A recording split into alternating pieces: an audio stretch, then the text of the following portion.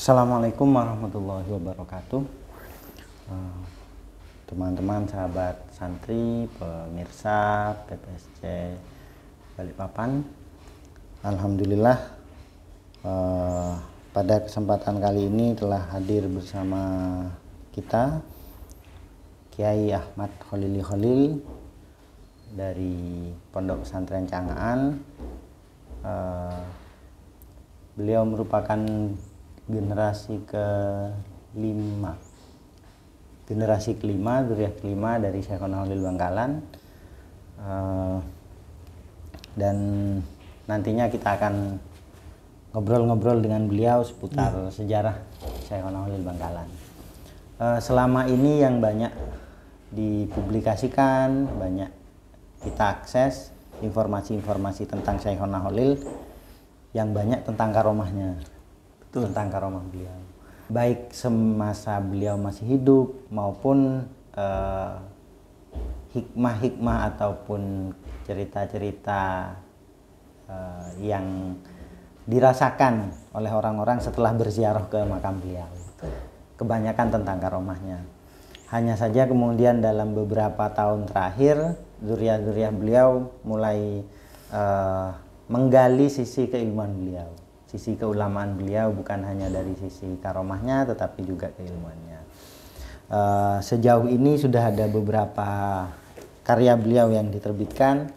Yang pertama-tama yang agak awal dikenal As-Silah fi Bayanin Nikah. Kemudian Al-Matnu Syarif. Baru kemudian beberapa buku yang lain. Ada Istiqdadul Maut dan Takrirat Syekhona Kholil, kemudian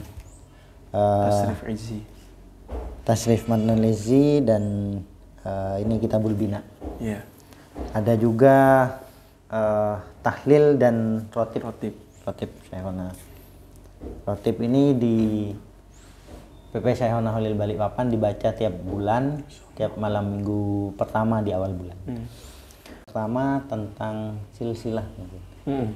Siapa sosok Syekhona Kholil ini dari segi? Jadi sosok Syekhona Kholil ini cukup misterius secara silsilah. Artinya beliau kama qalal mutanabbi aqama li nafsihi nasaban jadida.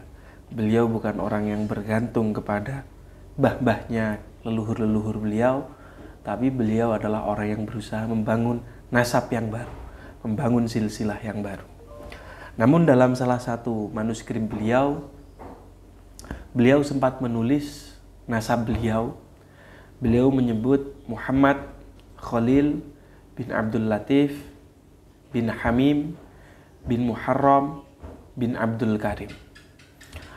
Itu adalah nasab yang muktamad lah, kita katakan yang bisa dipegang. Seatas beliau tidak menulis.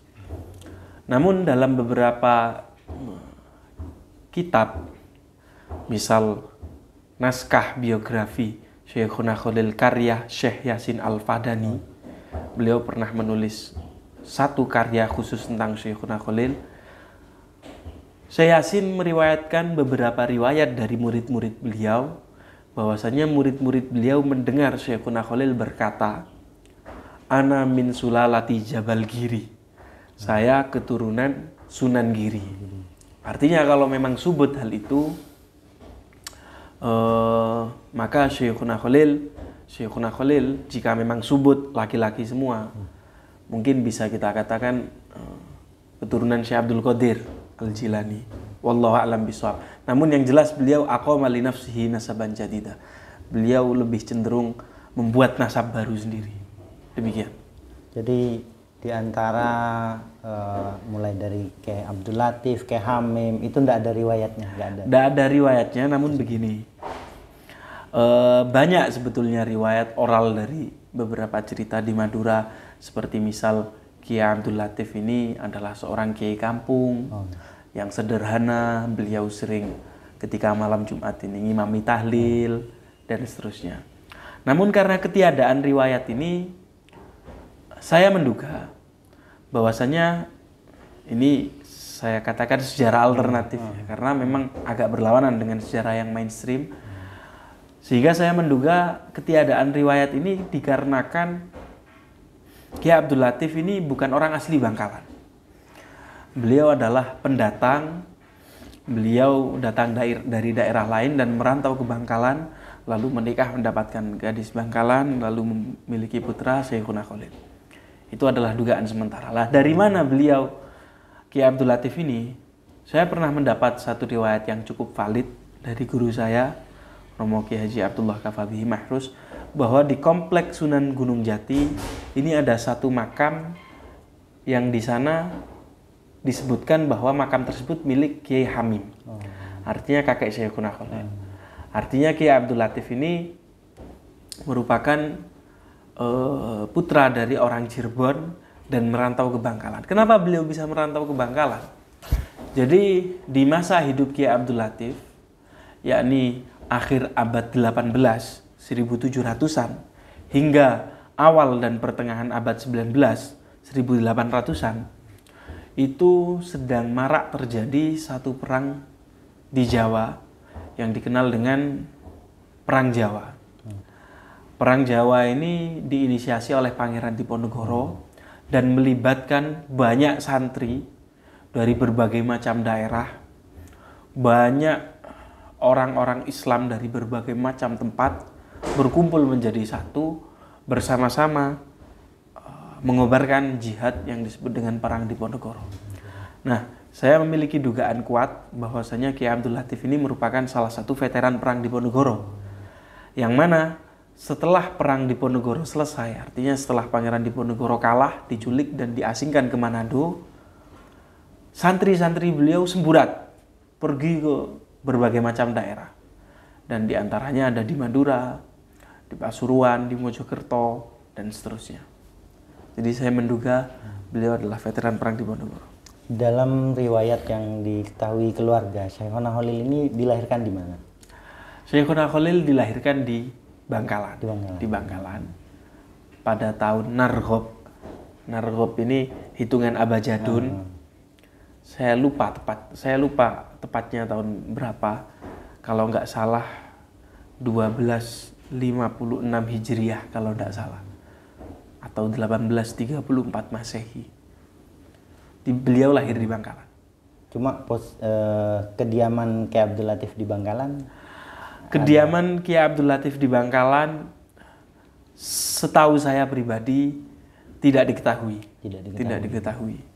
Hanya saja yang masyhur Syekhuna Khalil sebelum di Demangan kan di Cengkebuan. Di Cengkebuan. Apa ada kemungkinan memang di Cengkebuan?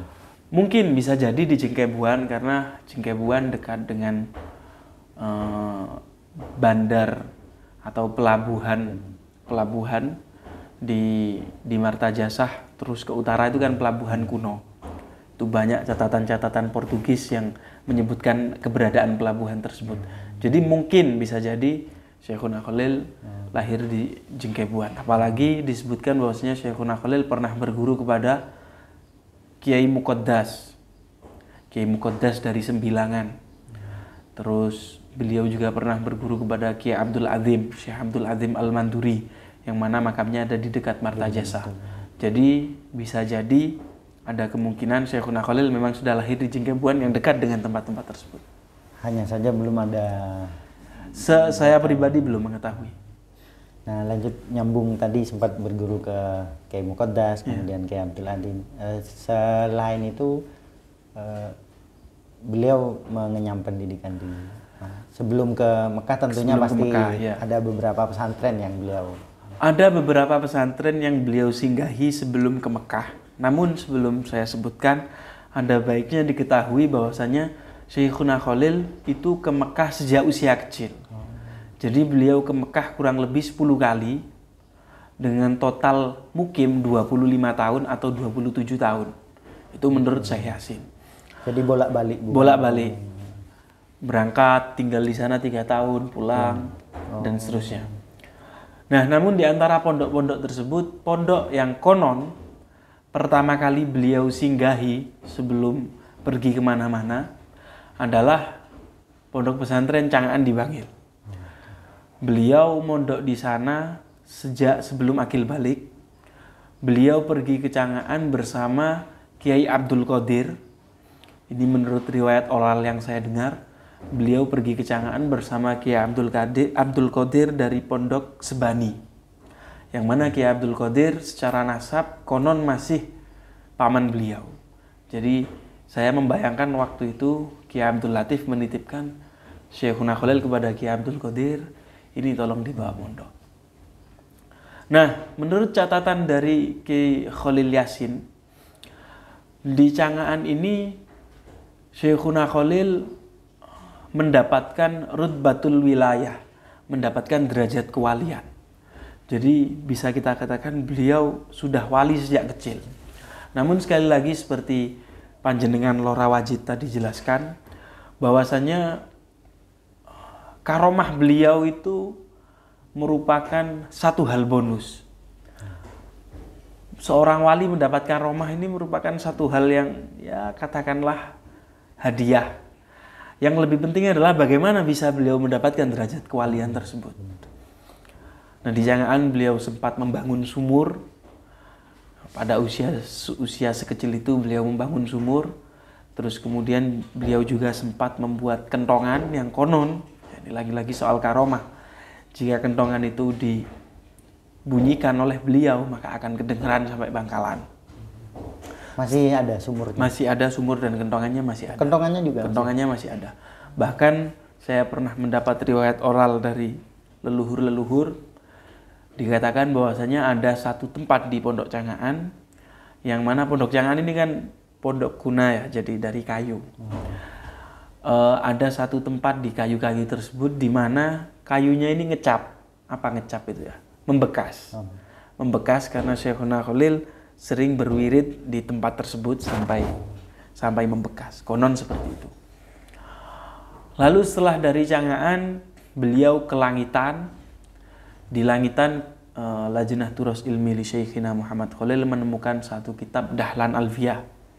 Jadi beliau pernah mengaji kitab Dahlan Alfiyah di sana. Jadi kita bayangkan ya, beliau sekecil itu sudah mengaji Dahlan Alfiyah. Lalu beliau sempat juga ke Bungah Gresik. Bungah di Pondok Komarudin mungkin ya, di Gresik. Lalu beliau ke Pondok Jalen di Banyuwangi, Kiai Abdul Basor. Lalu beliau sempat juga konon beriktikaf di makam Kiai Abu Dzarin. Kiai Abu Dzarin di Winongan Pasuruan. Beliau Kiai Abu Dzarin dalam salah satu naskahnya disebutkan sebagai salah satu pengasuh Sidogiri. Jadi beliau beriktikaf di makamnya dan konon lagi-lagi konon beliau mendapatkan ilmu laduni ketika beriktikaf di makam tersebut. Lalu setelah itu beliau ke Mekah. Demikian. Di Mekah tentu selama 20 tahun lebih banyak ulama-ulama yang berinteraksi dengan beliau, baik mungkin sebagai guru maupun murid beliau. Di antara yang sangat mempengaruhi Syekhuna Khalil siapa? Guru-guru beliau yang Di antara guru-guru beliau yang sangat mempengaruhi beliau, kalau boleh saya katakan untuk menyebut satu nama ya. Karena tentunya semua guru ini sedikit banyak pasti berpengaruh. Untuk menyebut satu nama, maka saya akan mengatakan Syekh Nawawi Banten. Kenapa Syekh Nawawi Banten? Karena Syekh Yasin menyebut Syekhuna Khalil berguru kepada Syekh Nawawi wa huwa dunat tasik min umrihi. Ketika itu Syekhuna Khalil belum berumur 9 tahun. Jadi kalau kita orang Madura mengenal istilah guru tolang, maka Syekh Nawawi adalah guru tolang bagi Syekhuna Khalil. Untuk menyebut satu nama lagi, maka saya akan menyebut Syekh Ali Ar-Rahbini. Kalau Syekhuna Khalil tadi, Syekh Nawawi Syekh Nawawi tadi adalah guru pertama beliau di Mekah, maka Syekh Ali Ar-Rahbini ini adalah guru terakhir Syekhuna Khalil ketika di Mekah. Syekh Ali Ar-Rahbini ini tidak bisa melihat dan beliau adalah guru kiroah sab'ah, 7 macam bacaan Al-Quran. Dan Syekhuna Khalil ini menurut riwayat yang saya baca dari bukunya Gus Dur yang berjudul Kiai Bishri Sansuri, kiai fikih sepanjang masa. Di situ Gus Dur menyebutkan Syekhuna Khalil itu hafal Al-Quran lengkap dengan qiraah sab'ah. Nah ini kan banyak yang baru disampaikan dan belum banyak terungkap dibandingkan yang selama ini kita tahu karomah, kemudian akhir-akhir ini juga mulai disebut-sebut sebagai pemberi restu. Betul. Pendirinya Nahdlatul Ulama. Tetapi yang lebih menarik sebenarnya, terutama bagi para santri, adalah proses ketika beliau mondok, ketika beliau mengaji. Nah, salah satunya tadi di Cangaan ada peninggalan yang sampai sekarang masih ada. Selain yang di Cangaan, barangkali ada amaliyah-amaliyah beliau ketika tolabul ilm di pondok-pondok lain atau bahkan di Mekah misalnya. Jadi beliau itu suka menulis. Nah, ini pesan buat para santri agar suka menulis. Karena ma hufidha farra wa ma kutiba qarra. Apa yang kita ingat itu akan cepat hilang, sementara apa yang kita tulis akan abadi. Syekhuna Khalil disebutkan bahwasannya beliau dalam satu hari itu selalu menulis kitab Alfiyah. Satu hari beliau menulis Alfiyah 1 kali. 1000 bait Alfiyah itu beliau tulis setiap hari 1 kali. Dan itu beliau jual untuk biaya hidup beliau. Artinya begini, ketika seseorang menulis, apalagi yang menulis adalah Syekhuna Khalil, maka proses menulisnya, proses menyalin satu kitab ini merupakan juga proses mutola'ah. Al-fa'ilul ladzi kamarfu'ai ata, misal di Alfiyah, itu juga merupakan satu proses mutola'ah bagi beliau. Maka salah satu metode mutola'ah beliau adalah dengan naskhu, menyalin kitab. Lalu kitabnya beliau jual beberapa, kadang ada yang beliau hadiahkan, lalu itu nanti akan menjadi biaya hidup beliau. Ini mengingatkan saya kepada Syekh Mula Ali Al-Qori, pengarang Umdatul Qori, Syarah Sahih Bukhari. Beliau Syekh Mula Ali Al-Qori ini dalam setahun menulis Al-Quran 2 kali. Yang satu beliau jual, lalu beliau sedekahkan. Dan yang satu beliau jual, lalu untuk biaya hidup beliau sendiri. Ini mengingatkan saya kepada Syekh Mula Ali Al-Qori. Dan lagi itu adalah pertama metode belajar beliau. Di antara, maka tidak heran ya kalau kita menemukan ada sekitar sejauh ini 6 naskah kitab Alfiyah milik Syekhuna Khalil. Ada 6 naskah yang sejauh ini kita temukan. Ada yang dari Jepara, Plongko, apa mana itu dulu. Ada yang di Bangkalan, di Kiai Rawi, ada berbagai macam daerah. Itu merupakan semuanya di akhir kata Bahul Fakir, kata Bahul Fakiruz Zalil, Mat Khalil. Beliau selalu menulis nama beliau Mata Khalil, Mat Khalil. Jadi sangat menunjukkan kesederhanaan beliau. Lalu ada juga saya menemukan, tim Turos menemukan satu kitab Hasyiatul Bajuri. Hasyiah Bajuri ini 2 jilid, ditemukan di Jengkebuan kalau tidak salah. Ini beliau tulis di kolofon itu akhir naskah. Itu beliau tulis, saya menulis kitab ini bisuqil lail fi Makkah. Saya menulis kitab ini ketika di Suqil Lail di Makkah. Itu kitab Hasyiatul Bajuri. Sekarang kita para santri sudah mudah ya. Beli kitab saja tinggal ke Ampel, dapat. Lah zaman dulu tidak bisa. Kalau mau dapat kitab harus menyalin. Kita harus mencari teman kita yang kitabnya mau disalin, lalu kita menyalin itu. Sekarang kita tinggal mutola'ah saja, itu kita malasnya, Masya Allah. Ini kita harus meneladani Syekhuna Khalil. Kemudian yang terakhir, metode belajar beliau itu selalu dibarengi dengan tirakat. Ini orang yang lupa. Syekhuna Khalil itu mendapat derajat yang sedemikian ya, kalau boleh saya katakan derajat yang sedemikian luhur di mata para murid-muridnya, itu tidak lepas dari tirakat beliau. Beliau ketika di Makkah tidak pernah taghawud, tidak pernah buang air, baik kecil maupun besar, di tanah haram. Beliau selalu keluar, lalu nanti masuk lagi ke tanah haram. Ini mengingatkan saya kepada Imam Malik, yang mana Imam Malik sering tidak memakai sandal. Ketika ditanya, ya saya takut menginjak tanah yang dulu pernah diinjak oleh Nabi. Itu adalah di antara tirakat Syekhuna Khalil. Itu masih belum kita membahas ketakziman beliau kepada guru. Kembali ke tadi, di antara yang masyhur di Madura, kalau ngafalin Alfiyah sudah hafal, nah murojaahnya di Martajasa, di Tejasa. Nah, dan ternyata memang di antara yang sering ditulis oleh Syekhuna Khalil adalah Alfiyah. Apa ada syarah dari Syekhuna atas kitab Alfiyah? Kitab Alfiyah. Syarah itu adalah tahlil lafzi secara lengkap. Itu yang dinamakan syarah. Artinya berbeda dengan hasyiah, yang mana hasyiah ini hanya beberapa tempat saja. Maka kalau kita katakan apakah Syekhuna Khalil punya syarah, tidak punya. Namun beliau punya banyak hasyiah. Banyak sekali komentar-komentar Syekhuna Khalil dari beberapa bait di Alfiyah, ini banyak sekali. Dan itu sedang dikumpulkan dan diusahakan untuk segera terbit oleh Lajnah Turas Ilmi li Syekhina Muhammad Khalil. Dan Alfiyah sebagai dalil apa itu benar? Kadang untuk soal-soal tertentu anunya di Alfiyah. Iya, di Alfiyah. Itu masyhur sekali ketika tim Turos berkunjung ke beberapa daerah, hal itu sering diceritakan sekali. Dan banyak yang mengatakan demikian. Namun saya pribadi menghafalkan Alfiyah terakhir sudah 9 tahun yang lalu, jadi agak lupa. Ada beberapa bait yang dulu sempat saya ingat sering dijadikan dalil. Yang paling masyhur adalah wa fi ikhtiyarin la yaji'ul munfasil idza ta'atta ayyaji al muttasil. Ketika itu Syekhuna Khalil konon sedang makan, sementara kolega-kolega beliau makan pakai sendok, Syekhuna Khalil pakai tangan.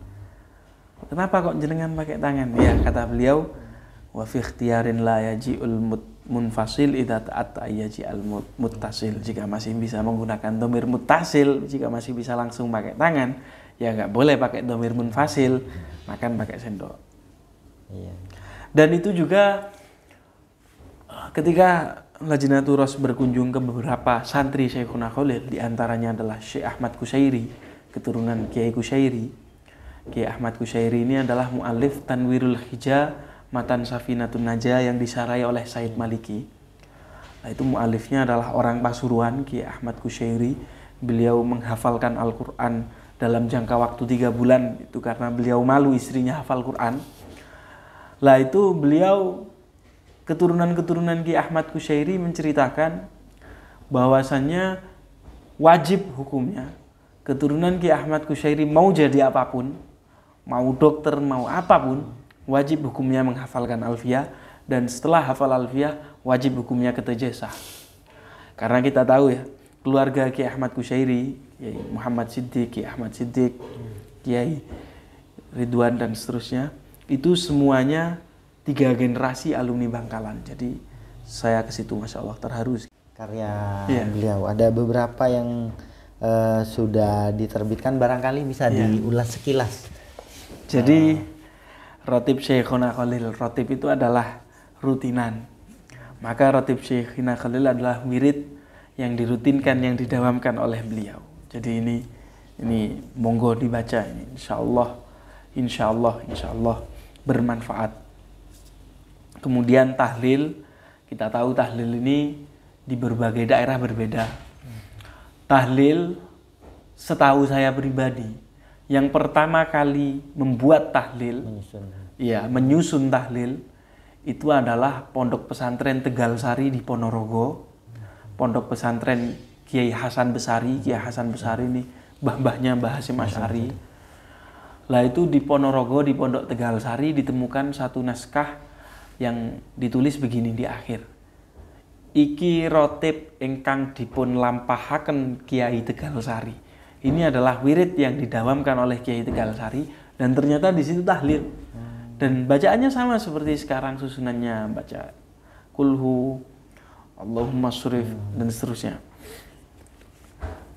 Jadi ini tahlil kemudian berkembang menjadi berbagai macam versi, dan ini adalah versi dari Syekhuna Khalil. Takrirat Syekhuna Khalil ala Matnil Izzi. Ini Matan Izzi ini merupakan satu kitab tasrif karena di sebelum tasrif Kiai Maksum, Kiai Maksum dari Jombang. Tasrifiyah. Ya, Al-Amsilah At-Tasrifiyah di Indonesia yang populer ada dua. Satu Matan Izzi, tasrif Izzi. Kemudian yang satu lagi tasrif tasrif Padangan, mohon maaf, dari Bojonegoro. Itu tasrif kuna juga itu. Nah, ini Syekhuna Khalil memberikan takrirat atau catatan-catatan penting tentang kitab Matan Izzi. Nah, ini juga Al-Bina fi Ilmi Tasrif juga sama. Ini merupakan satu kitab yang populer. Isti'dadul Maut, lah ini Syekhuna Khalil menarik sekali menulis kitab di dalam bahasa Jawa. Ini menunjukkan bahwasanya bahasa Jawa itu merupakan lingua franca atau bahasa ilmiah pada zaman itu. Jadi kalau kita sekarang menulis dalam bahasa Indonesia, di zaman itu bahasa para santri adalah bahasa Jawa. Nah, ini kitab yang sederhana sekali dan luar biasa. Isti'dadul Maut atau persiapan menuju kematian. Kemudian ada Takrirat Syekhuna Khalil ala Matni Nuzhatit Tulab fi Qawaidil I'rab. Nuzhatit Tulab ini menarik ya. Ketika kitab ini ditahqiq, saya sempat mencari kitab Nuzhatit Tulab ini kitab apa. Dan ternyata saya tidak menemukan ada satu kitab yang berjudul Nuzhatit Tulab. Baik itu di beberapa Al-Mu'jamul Matbu'at, terus kitab Majmu'at Mu'allafat karya Ilyas Sarkis atau Al-A'lam karya Az-Zirkili. Saya tidak menemukan Nuzhatit Tulab. Jadi saya sempat mengira kitab ini adalah karya beliau. Namun ternyata bukan. Kitab ini limu'allifin majhul. Matan Syarif ini sudah masyhur, dulu dicetak di Mesir tahun 1930-an. Nah, saya ingin memberikan satu highlight sedikit bahwasanya Syekhuna Khalil fokus kepada ilmu wasail, ilmu-ilmu yang menjadi perantara. Beliau tidak mengajar Ihya Ulumuddin. Beliau mayoritas ini kebanyakan kitab yang beliau ajar adalah ilmu-ilmu yang nantinya ketika santri pulang dari sini bisa mengajarkan Ihya. Santri-santri bisa mengajarkan Riyadhus Shalihin. Yaitu ilmu wasail atau ilmu bekal. Demikian. Yang pertama ditemukan manuskrip beliau. Yang pertama ditemukan adalah Alfiyah. Dulu ketika menemukan Alfiyah itu baru kita terpacu untuk mencari yang lain lagi. Di antara yang memang karya beliau sendiri? Di antara yang karya beliau sendiri Al-Matnus Syarif, ada lagi Fiqhul Ibadah, ada lagi Syarah Jauharatul Layyan, itu cukup menarik. Sudah terbit, tapi nampaknya belum punya. Baru terbit mungkin. Ya. Jauharatul Layyan li Ahlil Irfan, itu kitab tentang tasawuf. Terus ada beberapa lagi yang ada lagi. Beliau punya kitab tafsir, Tafsirul Qur'anil Azim Kamilan, 30 juz. Namun beliau hanya berfokus kepada nahwu sorofnya, cara baca. Nah, itu beliau punya. Dan itu merupakan bukti bahwasanya beliau yaitu tadi mengajar ilmu wasail. Demikian. Di antara murid-murid beliau yang mungkin sempat sempat ketemu dengan zuriyah yang di Lajnah Durrah ini, apa ada hal-hal menarik lain di antara misal kebiasaan beliau atau ada anjuran beliau kepada santri-santrinya yang menarik dan beliau? Jadi info dari murid langsung. Iya. Jadi beberapa murid beliau yang kami datangi menyebutkan satu kesan mendalam dari mbah mereka atau murid dari Syekhuna tentang sosok Syekhuna. Semua murid beliau yang kami datangi selalu memberikan satu kesan yang mendalam. Artinya begini, kesan mendalam itu beliau tularkan kepada cucunya, lalu cucunya memberitahukan kepada kami. Artinya saya membayangkan bagaimana sosok Syekhuna Khalil ketika itu sampai bisa memberikan satu kesan mendalam. Pasti ada satu didikan-didikan yang memang sangat menyentuh nurani mereka, yang sangat menggugah kalbu mereka. Dan kalau bisa saya katakan, didikan itu yang sampai menyentuh kalbu mereka tak lain dan tak bukan adalah didikan yang berupa istiqomah. Itu merupakan satu hal yang menurut saya pasti akan menggugah siapapun. Jadi semuanya memberikan kesan Syekhuna Khalil itu orang yang istiqomah. Dari keistiqomahan ini timbullah ikhlas. Tentu tidak akan ada habisnya kalau mau membincang Syekhuna Khalil. Hanya saja dari obrolan kita tadi kita dapat mengenal Syekhuna Khalil sebagai sosok ulama yang bukan hanya keramat, memiliki banyak karomah, tetapi juga seorang ulama cendekiawan yang punya pemikiran-pemikiran yang beliau tuangkan melalui banyak sekali kitab, dan saya kira ini hanya sebagian saja yang sudah diterbitkan. Ada beberapa judul yang belum diterbitkan dan mudah-mudahan bisa segera terbit dan digunakan di pesantren-pesantren. Amin. Kalau boleh menambahkan sedikit, tadi sempat menyinggung murid-murid beliau. Syekh Yasin pernah mencatat bahwasanya murid dari Syekhuna Khalil itu 500 juta. Ini mungkin angka yang berlebihan ya, karena Syekh Yasin tidak satu zaman. Cuman setidaknya bisa kita katakan sangat banyak, sampai beliau menyebut nisfu miliun, 500 juta. Dan faminhum khamsumi'ah Arabiyyin.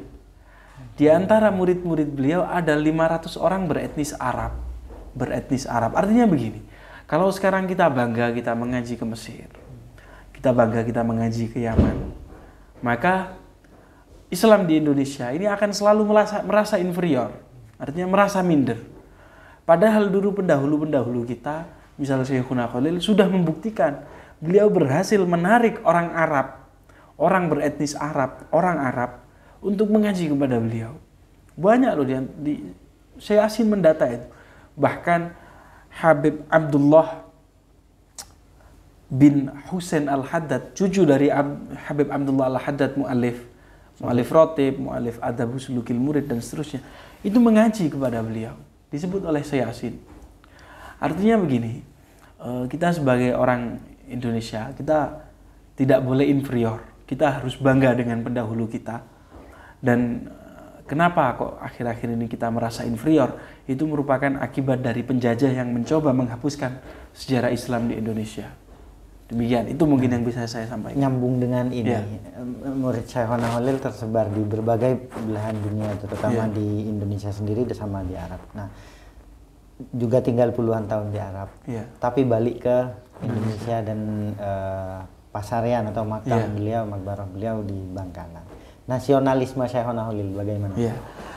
Beliau itu merupakan orang yang sangat nasionalis ya. Wa kafa bihadhil qissah dalilan. Yakni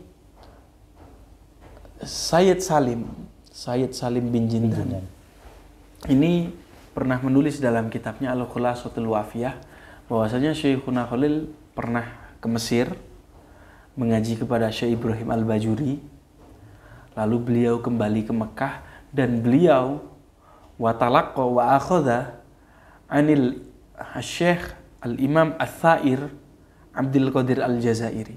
Beliau pernah mengambil, ini akhadha, ini apakah yang beliau maksud dengan akhadha lah, ini kita masih menjadi misteri. Yang jelas beliau pernah bertemu dan beristifadah, mengambil faedah dari seorang ulama besar, revolusioner, pejuang nasionalisme di Arab, yakni Syekh Abdul Qadir Al-Jazairi. Kalau para pembaca, para pemirsa biasa melihat di makam-makam Sunan foto Syekh Abdul Qadir Jailani, itu sebetulnya bukan foto Syekh Abdul Qadir Jailani, tapi itu foto Syekh Abdul Qadir Al-Jazairi, seorang pahlawan besar. Beliau Syekh Abdul Qadir Al-Jazairi ini untuk menjelaskan secara singkat kenapa beliau sangat berpengaruh dalam nasionalisme Syekhuna Khalil. Beliau Syekh Abdul Qadir Al-Jazairi ini seorang mursyid thariqah yang mana beliau sangat ditakuti oleh penjajah Perancis pada waktu itu. Selain ditakuti penjajah Perancis, di sisi lain beliau juga menjadi pahlawan kemanusiaan. Suatu hari beliau pernah dari Aljazair pergi ke Damaskus untuk membebaskan Damaskus dari cengkraman penjajahan Itali dan Perancis. Lah ketika itu terjadi pembantaian dan beliau menyelamatkan 300 orang Kristen Nestorian disimpan di dalam Masjid Umawi. Nah, itu kisah beliau ini sangat epik sekali, bahkan difilmkan di Hollywood sampai 4 seri, sampai 4 judul film, mohon maaf, 4 judul film yang berbeda menceritakan tentang beliau. Nah, Syekhuna Khalil pernah berguru kepada beliau. Ketika berguru ini saya menduga semangat-semangat nasionalisme yang selalu digaungkan oleh Syekh Abdul Qadir Al-Jazairi di mana-mana, ini juga ditularkan kepada Syekhuna Khalil. Maka tidak heran kalau di kitab Alfiyah beliau menulis hubbul autan minal iman. Jadi beliau menulis bersajak ya, hubbul autan minal iman. Demikian, itu adalah di antara nasionalisme Syekhuna Khalil. Dan sebagai bentuk lain dari nasionalisme beliau adalah ya beliau pulang ke tanah air dan juga menjadi salah satu muassis sebagai Nahdlatul Ulama yang hingga saat ini terus menjadi tonggak penyokong NKRI hingga bisa berdiri hingga saat ini. Demikian saya kira cukup menarik, dan kalau tidak diakhiri nggak ada habisnya. Akan sangat panjang. Mudah-mudahan di lain kesempatan kita bisa sambung lagi dengan tema-tema yang lain, baik berkaitan dengan Syekhuna Khalil Bangkalan maupun tema-tema yang lain. Terima kasih banyak. Iya, terima kasih. Ini tehnya mohon maaf dari tadi nggak ditawarin. Sampai sesi diskusi ini berakhir. Terima kasih, mudah-mudahan kita semua dapat mengambil manfaat dari obrolan singkat ini dan menjadi penerus Syekhuna Khalil dalam berbagai bidang sesuai dengan bidang perjuangan kita masing-masing. Demikian sahabat santri, mohon maaf apabila ada kekurangan, ada hal-hal yang keliru dari apa yang kita sampaikan. Saya cukupkan. Assalamualaikum warahmatullahi wabarakatuh. Waalaikumsalam.